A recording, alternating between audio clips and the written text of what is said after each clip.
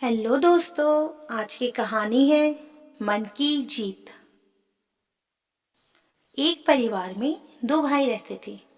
उनके पिताजी ने दोनों को एक ही व्यापार दे दिया था, जिससे वह दोनों अपना व्यापार अच्छे से चला सकें और उन्हें कोई भी परेशानी ना हो।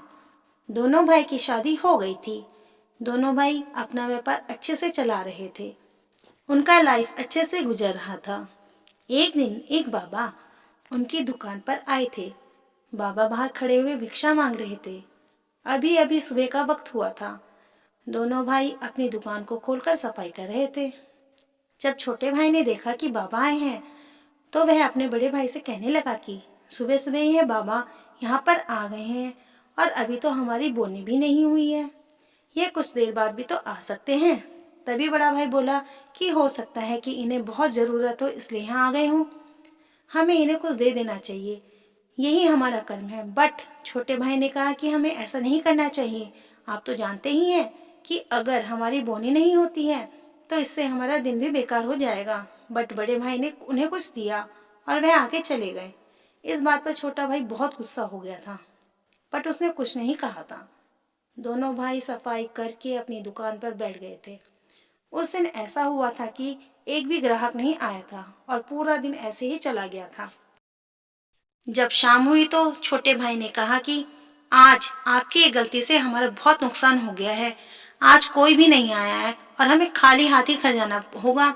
इस बार बड़े भाई ने कहा कि अगर आज ऐसा ही होना था तो ऐसा ही हुआ है, इसमें किसी की भी कोई गलती नहीं है। अगर हम ऐसा ना करते तो हमारे दरवाजे पर आया कोई भी आदमी खाली हाथ ही जाता, जबकि ऐसा नहीं करना चाहिए। बट छोटा भाई तो अपने मन में यह बात समझ चुका था कि गलती भाई की है और इसी कारण ऐसा हुआ है। दोनों भाई घर पहुंच चुके थे।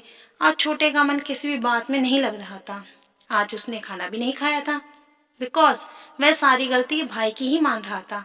अब छोटा भाई सोच रहा था कि मुझे ऐसा कुछ करना चाहिए जिससे कि मेरा व्यापार अच्छा चले।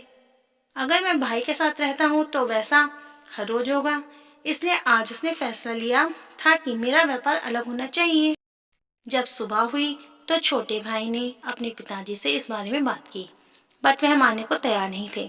जब बड़े भाई को यह बात पता चली तो उन्हें भी बहुत दुख हुआ, बिकॉज वह एक साथ में काम करना चाहते हैं। बट लगता है कि ऐसा अब नहीं होने वाला है।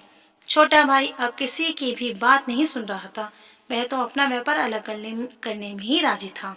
कुछ देर बाद फैसला हो गया था और छोटे का व्यापार अलग हो गया था। अब छोटे भाई ने सोचा कि अब मेरा व्यापार बहुत अच्छा चल। छोटे भाई की दुकान कुछ दूरी पर थी और बड़े भाई की दुकान भी उसी ओर थी। अब दोनों साथ में नहीं जाते थे। लगभग बोलना भी कम हो गया था, क्योंकि छोटे भाई के अंदर अब ईर्ष्या ने जन्म ले लिया था। कुछ दिन तक तो छोटे भाई की दुकान बहुत अच्छी चली थी और वह अब फूला नहीं समा रहा था। अब उसके अंदर घमंड ने भी जगह बना ली थी। बड़ा भाई अपने अनुसार ठीक चल रहा था। उसे तो यह बात सता रही थी कि छोटे का काम अच्छा चल भी रहा है या नहीं।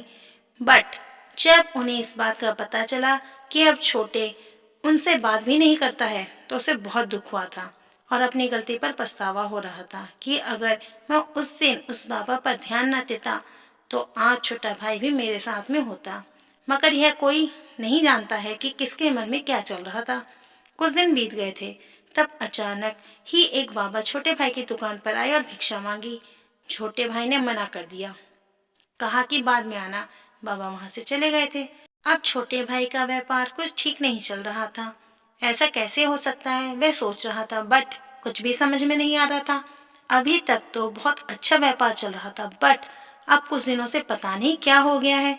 जब छोटा भाई घर आया तो उसके पिताजी ने पूछा कि व्यापार कैसा चल रहा है। छोटा भाई बोला कि सब ठीक है, अच्छा चल रहा है।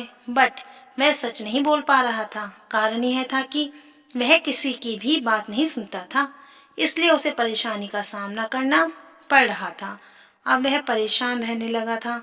एक दिन वह अपनी दुकान पर बैठा कुछ सोच रहा था। तभी मन में यह ख्याल आया कि मुझे अपने बड़े भाई के पास चलना चाहिए। मैं अपने घमंड में उनसे बात करना भी भूल चुका हूँ। मेरी वजह से सभी लोग परेशान हैं।